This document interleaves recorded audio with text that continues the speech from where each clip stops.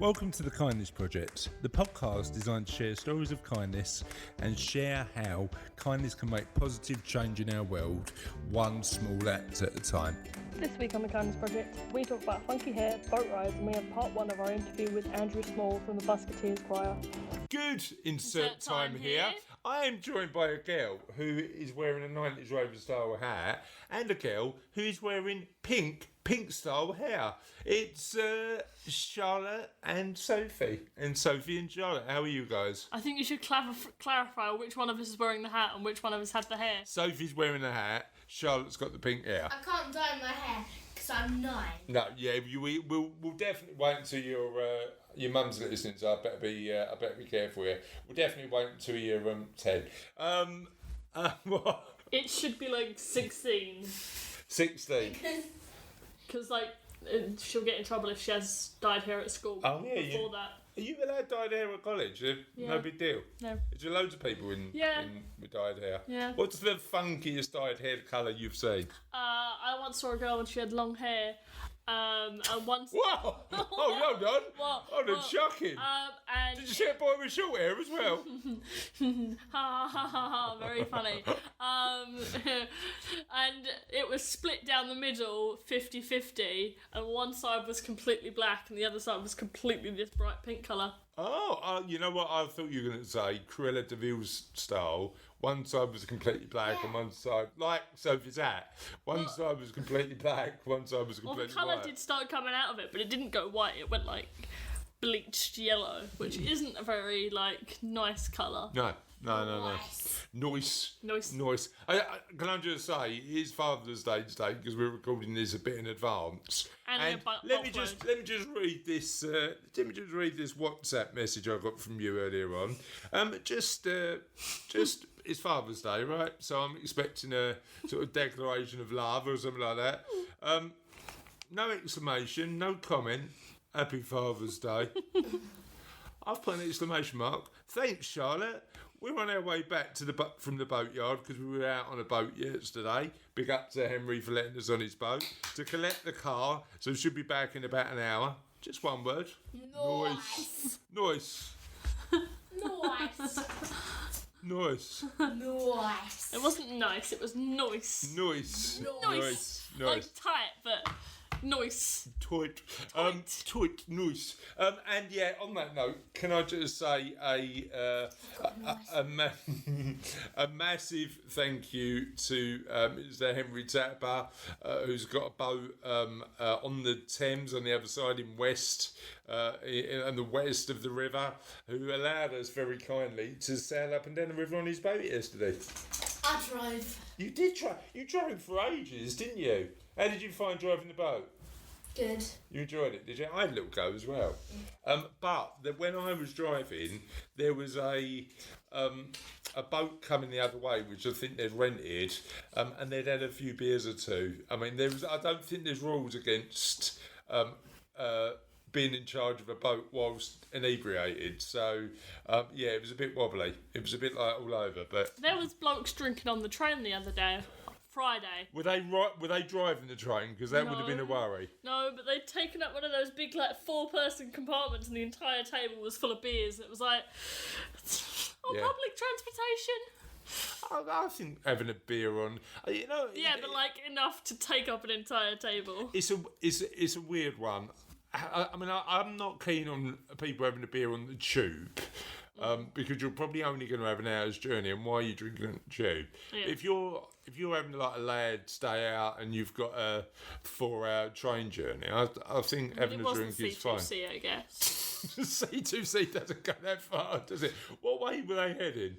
Into London? So, yeah, I was heading in towards London because I had to get the district line. No, I went to Upminster. It was a train going directly to Upminster. Right.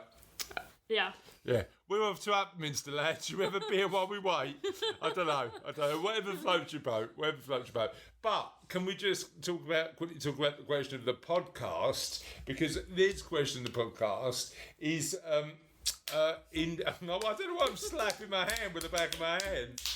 Yeah, nice round of applause for the question of the podcast. This question of the podcast is inspired by the legend, So the rave-hatted legend that is Sophie Dames, and it was inspired by her getting involved in last week's podcast and just turning around and going, "What about food? Sausage, I know, chips and chocolate, didn't you? no Chips in a cone with a flake. With a flake. Chips in a cone with a flake. It would be a food Instead of ice cream. that she'd go for. But that makes me think about weird food combinations. So, what weird food combination do you think just works? You know, what weird food combination would you actually have? What would your one be, Charlotte? I put salsa in a sandwich once. Salsa in a sandwich with nothing else. No. It was I toasted the bread and I put some ham in it and I put some salsa in it. What was it like? It was okay. It was decent. Decent. Now, my better sandwich, without a shadow of a doubt, it's not one I have too often. Banana sandwich. Banana sandwich is amazing. Oh yeah, not toasted though. No, just a bit of bread, No. chopped banana, maybe a bit of PB&J. No, but then Just put it in you've there. got the issue if it's all flopping about on the plate. You might as well have jelly. There's no time for it to flop about. It's in my mouth before that happens. God, why am I letting it flop about? What are you doing eating a sandwich where it's got time to flop about? You need to get that sandwich down your gullet, mate. Don't worry about flopping about. I'm sorry that I want to savour my food. It's a banana sandwich. It's not a like Michelin-star restaurant. Doesn't It's have not to your be. last meal. Right, what are you going? Are you going savour your food or flop it in your mouth? Bit of both. Bit of both. Bit of vibe. Bit of both. No, like the last part of that. The last bit. But then the last bit of the sandwich, you've probably got, like, you know... It's just a corner. Yeah, exactly. chuck it. There's not enough space to flop your banana sandwich about. Oh, this has gone wrong again. Just flopping your banana. No, the context is Stop flopping your banana. sandwich. Your banana sandwich. You need to remember to add the sandwich bit. No, but that sounds worse. It does. Stop flopping your banana sandwich. I don't know. But I'll tell you what I had the other day that surprisingly worked really well. I don't mind doing a bit of experimentation with my porridge of a morning, right? Guess what I Did tried? you put salt in it? No, I didn't put salt in it. I didn't go savoury, but listen to this. The future of porridge, lemon curd. Amazing. Been there, done that. porridge. In there, done that. But have you ever tried? Past is past. If you're gonna say lemon curd and peanut butter, yes, I have. No. I have. Have you ever tried marmalade porridge? Yes. Yes. Oh. You're not revolutionary, right? Oh. Any jam I can find, it goes in. Have you ever tried a banana sandwich in a marmalade porridge? No, why would you? See? That's See? just disgusting. See? Why is it disgusting? Sorry, the woman who said... Oh, you spat on me. Sorry, the woman who said, I'm going to put a flake in chips, is having a go at my I food have one. choices. I don't know what is going on. No, but if you put the banana sandwich on top of your porridge when you put it in the microwave, the bread is going to melt, the banana is going to go into the Sorry, rolls. no. Right, this is the technique. Porridge with a bit of milk, put that in the microwave, then you put the marmalade in, stir it about, and then you put your banana sandwich on top. You might as well put the porridge in the bloody sandwich. Aha, porridge sandwich. Good idea. Good move. Good move. We'll do that. Okay, porridge well, sandwich. if you want to make a porridge sandwich, you've got to make the porridge stodgy so that it holds shape. Okay, stodgy porridge sandwich is where we're going to go for the future. But what we'd like to do, dear listeners, is hear about your weird. What about me? Oh, go on, and so what are you going I for? don't really like weird combinations.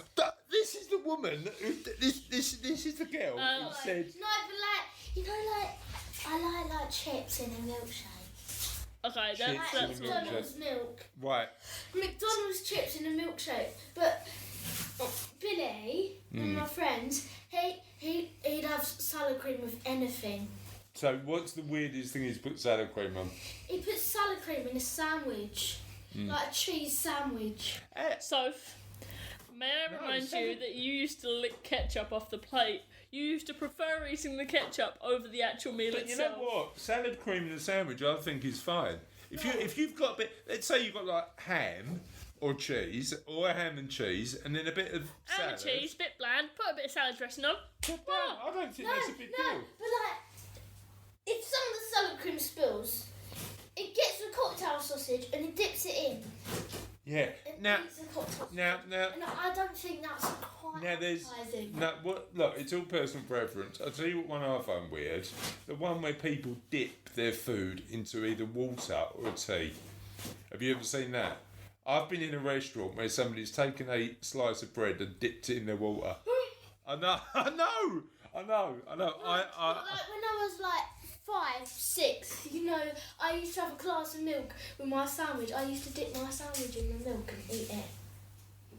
Peanut butter and jelly sandwich. Okay. Alright, but that's peanut butter. On that note, Yeah. before We I can excuse anything with peanut butter. on that note, before I need to disown both of my daughters, I think we should move on for the rest of the show. Oh, I'll be tatted at. Okay, moving on.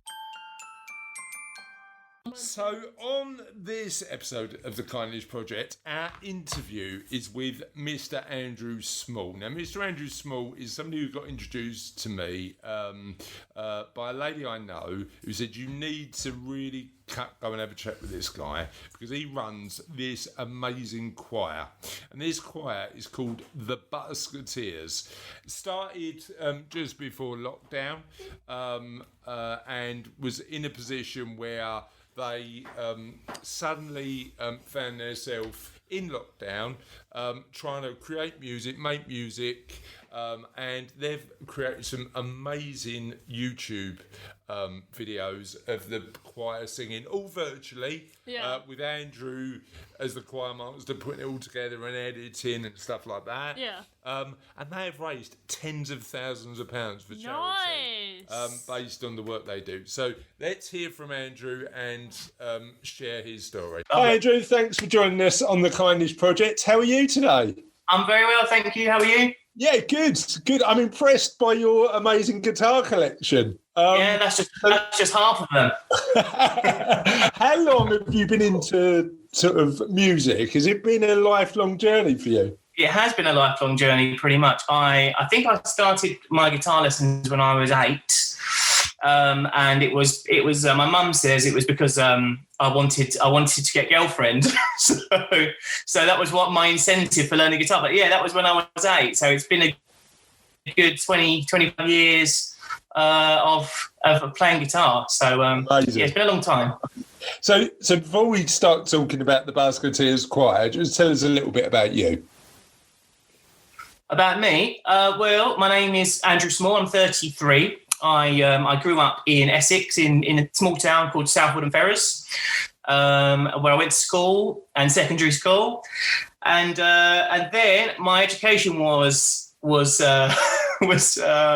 well, let's just say I wasn't the best behaved child at school. The fact that you're trying to find the right words, but calm is an indication, isn't it?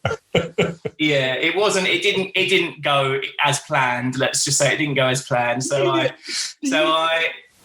you think that, like, sort of, because we said just for the podcast about kids, I've got one child who's really academic, Charlotte, who's the older one. Sophie's a bit more creative. Do you think like that academic sort of educational culture for creative kids is a bit tougher? I definitely think there is like a. But so I can only speak on behalf of myself. But yes, I'm not academic, but I'm not incapable. I just don't learn in the same way. So, for example, if you were to sit a big thick textbook in front of me, I mean, I wouldn't get past page 3 or page 4. It just doesn't interest me. But if I was perhaps doing it, whatever the textbook was saying, if I was doing it step by step, involved. it would be fine. Yeah, it's learning through play, isn't it? That's the like learning through doing. Yeah, practical learning. So, so academically, academia definitely wasn't for you. Talk to me about how you got involved with music. You were telling me you had guitar lessons quite early. Was that the start? That was the start. Yeah, I started my guitar lessons when I was about 8, and my mum used to drive me everywhere to all my guitar lessons, because largely it was one of the only things I was actually interested in and good at. So, it was a bit like, let's put these eggs in this basket here. Yeah. Let's get him to keep him interested in something. So, yeah, basically, it was all or nothing, really. So she used to drive me to these guitar lessons all the time, and yes, and my dad was a guitar player. And so he wasn't like a professional, but he did enjoy, and he had an acoustic guitar in his study, and every now and then you'd hear him sort of having a little strum and jamming in his office, and we were a big sort of, I don't know, my mum and dad used to really love music, and they still do really love music. And I remember in the car we would always be listening to George Michael or the Beatles or Paul McCartney solo albums, and so I just got really into it, and then so I did. Go on, sorry. Say that again, sorry. Oh, I got really into it. So I think there's a delay. I can't get you. There's clearly a bit of a delay. I'm going to shut up and let you just tell the story. That's what I'm going to do. All right. So anyway, so I got really into the music, and I did my GCSE music, or I chose to do it because it was an option, and then my GCSE results were, let's just say, below average. So I then picked up vocational courses in music, and I did eventually get to university in the end, but I was a bit of a late bloomer, just a couple of years behind everybody. And then after my degree, I got headhunted by this sort of professional top UK function band, and that was it. I was a musician for a job. Amazing, and that's just gone from strength to strength, and sort of has moved forward from there. I mean, pre-COVID, did that involve a decent amount of travel? Were you Yes. sort of traveling? Yeah. Yeah, I was traveling every weekend, so it was nice, because I'd always wanted to be a musician, of course, and then so what I managed to do was I managed to find a job where I was teaching choirs in the week, Monday to Thursday, and then I was touring the UK mostly at weekends, all over the country and all over the world. I've been to Lanzarote and America and Iceland and Cyprus and lots of different places where I've been able to. So that doubling down and putting all your eggs in the music basket paid off. It was probably the best investment my parents ever made. Yeah. Yeah. So talk to me about we'll talk about the choir in a minute. Talk to me about your own musical taste. So what do you like to listen to? Well, it depends. I get this question all the time. So it's like, for me, music is a little bit like food.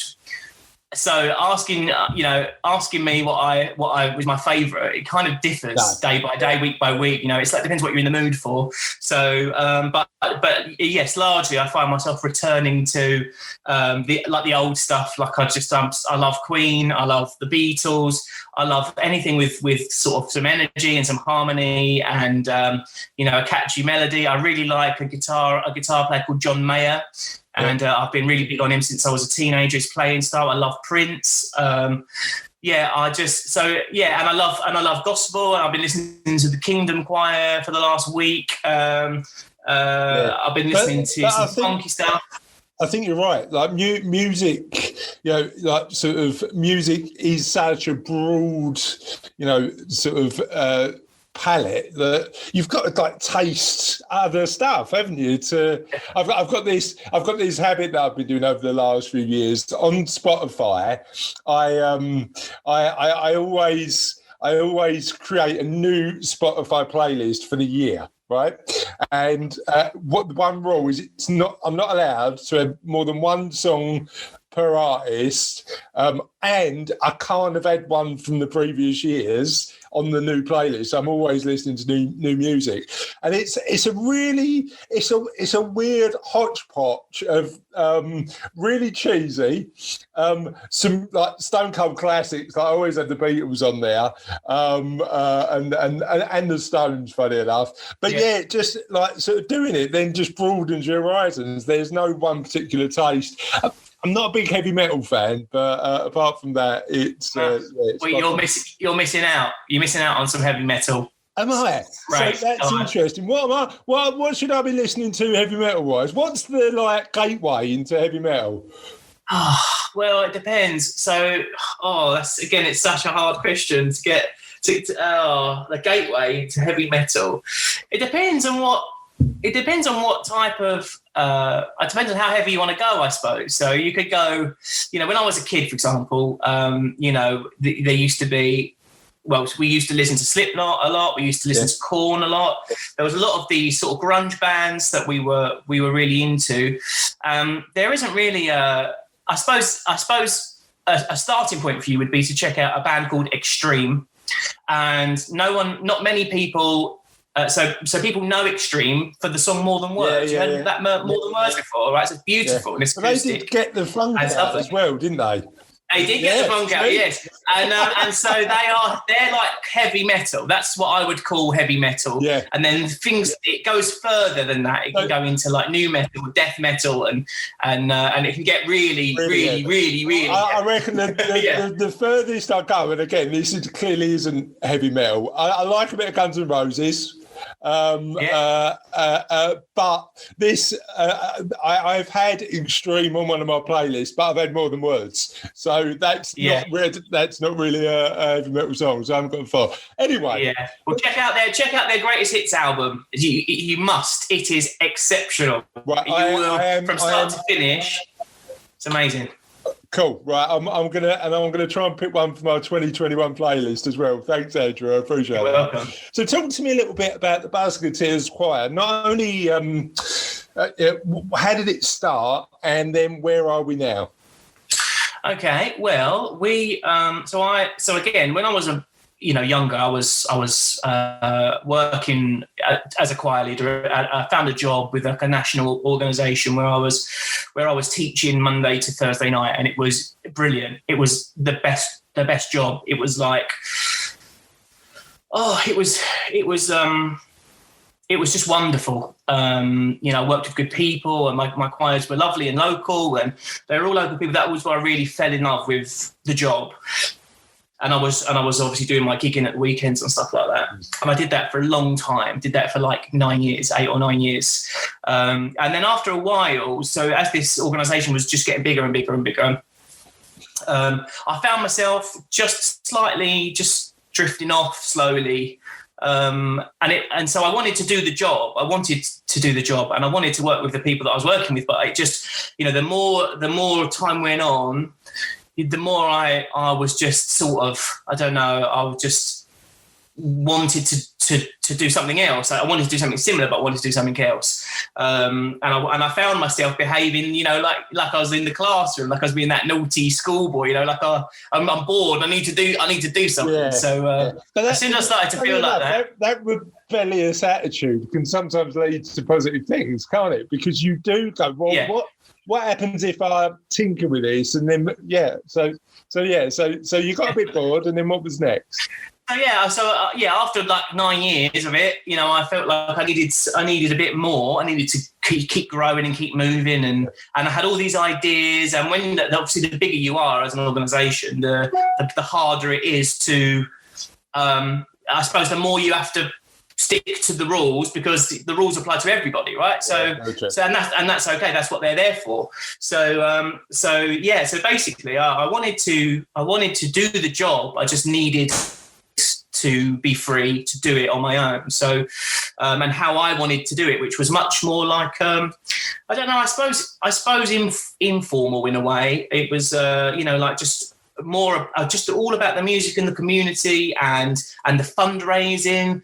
And the guitar, I just managed to bring all these bits of myself to it, So yeah, I still wanted to do the job, but I just needed to do it in my own way. So I started this new choir, and it was called the Buskerteers Choir. And the idea was that, you know, we would basically learn really cool songs, have loads of fun with it, but then use the songs that we learned, put them to good use, basically, and we'll go out in the street and we'll take the guitar and we'll busk on the high street, and the members could choose that, you know, they could all nominate a charity they wanted to support, and then we'd pull a name out of the hat, and then whatever we managed to earn on that day, you know, out busking, we would donate, and we'd be able to do that all day long. You know, we'd go out and do a half an hour set, go for a coffee, and come back and do another half hour set. And, you know, because the choir members, they just love singing. They just love being able to do that with you.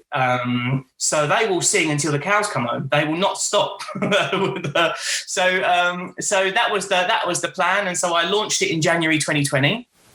I ran a few sessions, you know, leading up to it, because of course it was a bit of a new vibe, and, you know, but it was cool because we can use the guitar. Where did the choir members come from? Was that existing choirs that said, like, we're really interested in getting involved, or how did that work? It was a combination of two. So I did have a lot of people who I've taught over the last 9 years. Yeah.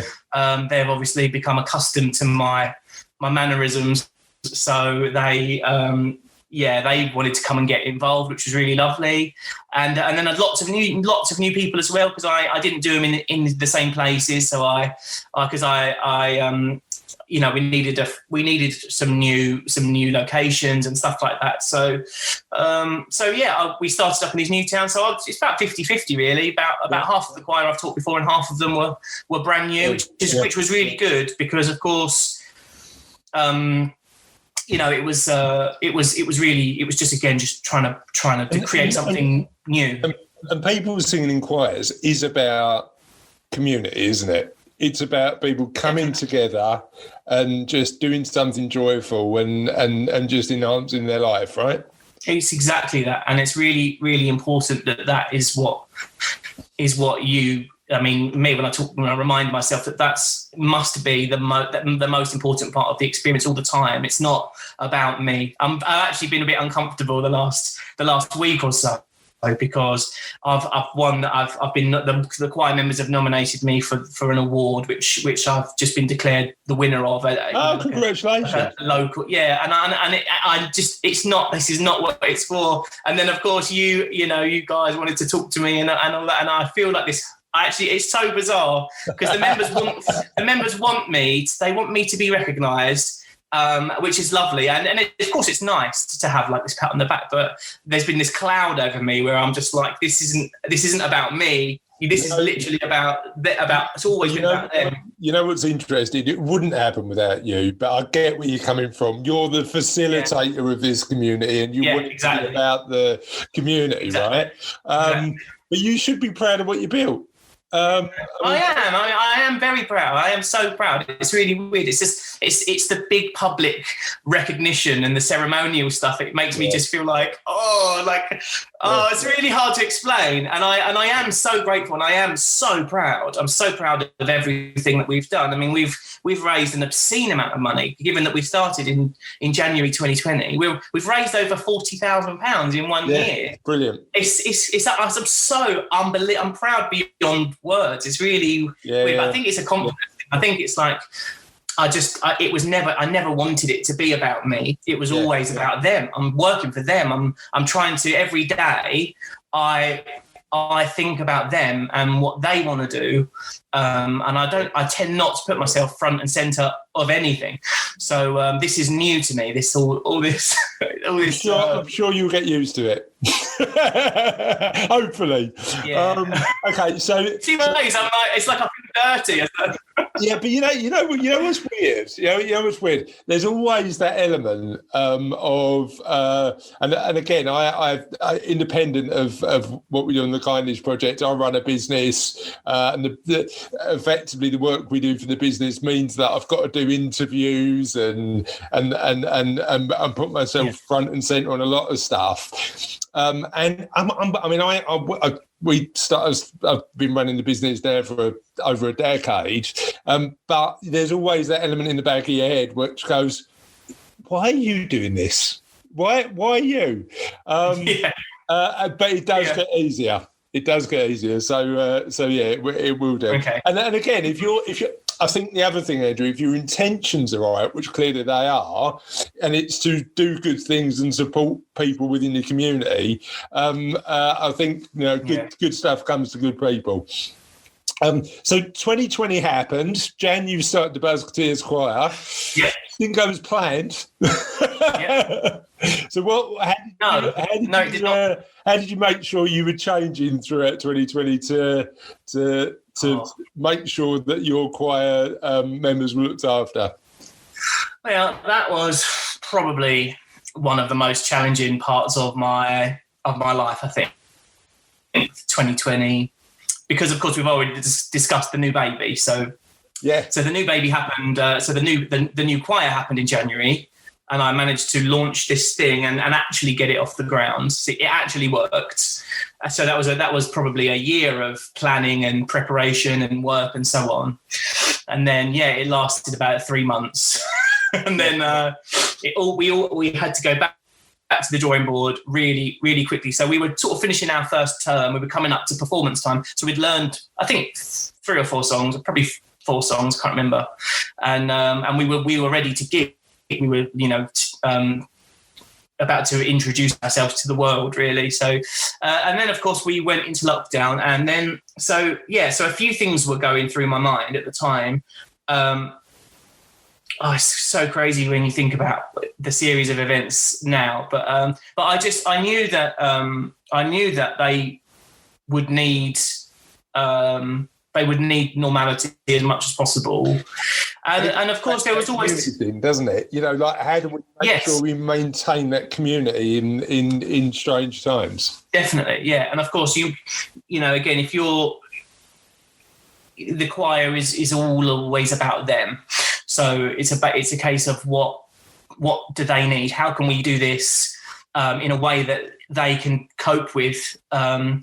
Because one, it's not the same to learn, singing online, because you're not in the room. So you have to analyze everything about what it is they're actually getting when they go into that room with other people, and like ingredients, if you like, and then try to recreate all of those ingredients and try and tick all those boxes as best you can. Well, you know what I wondered is about the edit, because getting all of those, because on average, how many people sing in your particular choir and email you or send you their part of the audio?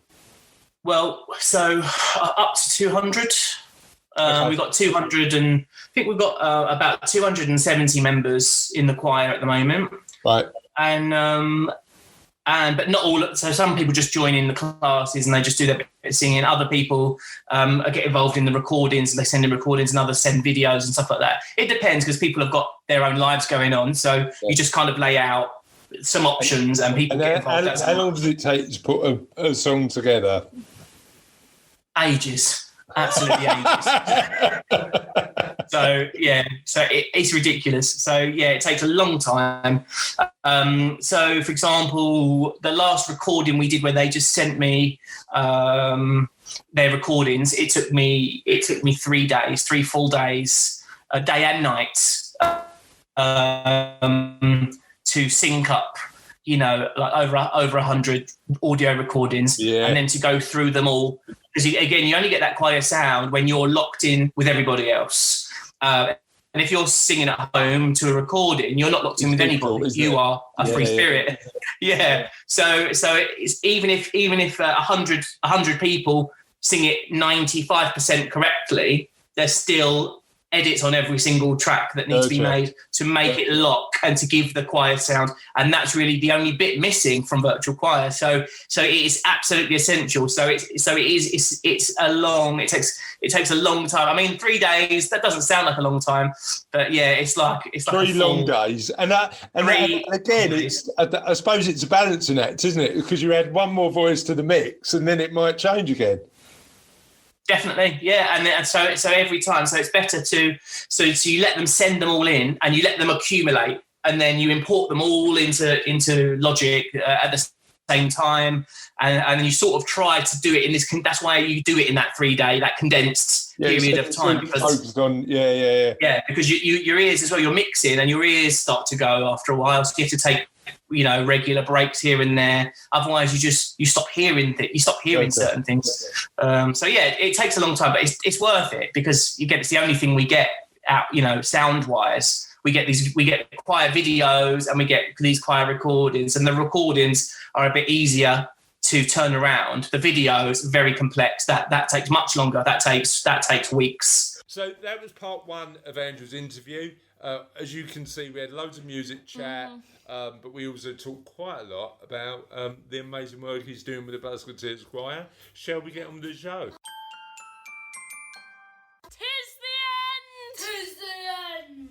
That's my thing. Of another podcast. And the end is never truly the end, for the end is only the beginning. Have you found the question answer? I have got the question and answer. Nice. It's quite a popular one. And we've got a bunch of comments on this one. So clearly it's one that was incredibly popular.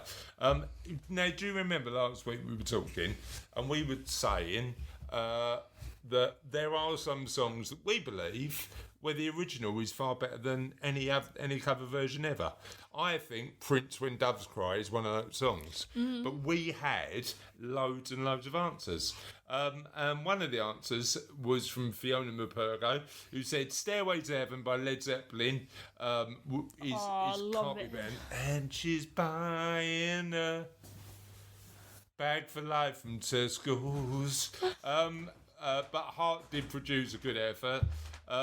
Sam Chilton said she disagrees with me about Prince When Doves Cry because there was a version in Romeo and Juliet she thinks was better. Sam, you're wrong. I've listened to that version. It's not as good as the Prince version. Steve Dan said Luther Vandross, Never Too Much. Benjamin Fott said Baha Man, Who Let the Dogs Out. I heard a rendition of that on TikTok the other day that I quite liked better. Oh, okay. Yeah, it was from one of those. Where's the show where they do that thing where they're like, oh, we'll give you a song and a genre to do it in. It was Who Let the Dogs Out, but in Broadway musical style. What, like whose line is it anyway? No, Jimmy Hills. No, I can't remember his name. I can't remember his name. Who's Jimmy Hills? But he gets people on and he does an interview with them and then he gives them like little challenges. And yes. Jimmy Fallon. That's the one. Yeah. Yeah, and they did one. It was Who Let the Dogs Out in Broadway musical style, and I can't remember who did it, but I really liked it. Cool. Sean Atson said, can I answer the other way round? Soft Cell was better. Soft Cell did a better version of Tainted Love. That was better than the original by Gloria Jones. John Cook said there's 3 for him. Simon & Garfunkel, Bridge Over Troubled Water. Beatles, A Day in the Life, and Rolling Stones, Painted Black. Sam Strong said generally anything by the Beatles. Now the problem is the Beatles were such amazing songwriters. There are a lot of Beatles covers, and I've got to say, some of them I like. I like Jose Feliciano's version of a couple of Beatles songs. So yeah, Sam Strong's also said Red Hot Chili Peppers, Under the Bridge. Many have tried. Jay Jarrett said Never Touch Hotel California by the Eagles. Annie Flowers said Bohemian Rhapsody. Mamma Mia, Let Me Go. That was my version. Clearly my version's not going to be Were you great. expecting call and response? Yeah. You weren't Mamma getting Mia, let me go. No. Beelzebub. Phil Fitzgibbon said Express Yourself by NWA. Lucy Patrick doesn't like any cover version unless it's her on karaoke. Caroline Thompson said Living on a Prayer by Bon Jovi. Hazel Gray said anything by Prince, genius. Nathan Fryle said Black by Pearl Jam. Deborah Meyer said anything by Kate Bush. Glenn May said anything Pink Floyd. Pedro Floyd said, glad you didn't say nothing compares to you. Mike Griesty said 3 lions. And Clive Farrell said 2 Little Boys by Rolf Harris, although Rolf Harris is a bit disgraced now, so I don't think I'm going to be listening to that anytime soon. And on that note, why are we ending a podcast about kindness with a comment about Rolf Harris? I don't know. That's I can't account for what our listeners send in. And on that note, it's the end of another podcast. Would you like to say bye to Sophie? Bye-bye. Would you like to say bye to Charlotte? Bye. And I'd like to say bye. Have a lovely day, and we'll see you next time on the Kindness Project. Bye-bye. Bye-bye. Bye.